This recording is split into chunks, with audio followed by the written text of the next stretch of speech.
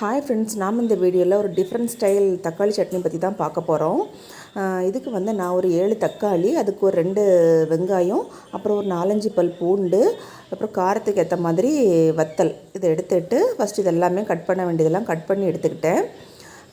Cut பண்ணுறது ரொம்ப பொடியெல்லாம் எதுவுமே கட் பண்ண வேண்டிய அவசியம் இல்லை. எல்லாமே பெருசாகவே கட் பண்ணிக்கலாம். ஏன்னா நம்ம இதை அரைக்க தான் போகிறோம். ஸோ பெருசாகவே உங்களுக்கு ஏற்ற மாதிரி நீங்கள் கட் பண்ணிக்கோங்க.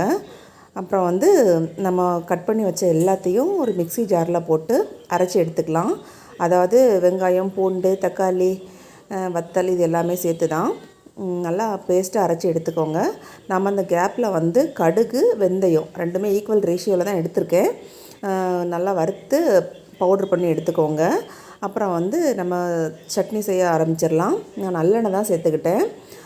நல்லெண்ணெயில் கடுகு, உளுத்தம்பருப்பு, அப்புறம் கருவேப்பிலை, மஞ்சள் பொடி இது இவ்வளோத்தையும் போட்டு கொஞ்சம் தாளித்து விட்டுட்டு நம்ம அரைச்சி வச்சுருந்த பேஸ்ட்டு அதில் போட்டு நல்லா வற்ற விட்டுருங்க. நல்லா வற்றினதுக்கு அப்புறமா நம்ம கொஞ்சம் தண்ணி சேர்க்கணும்.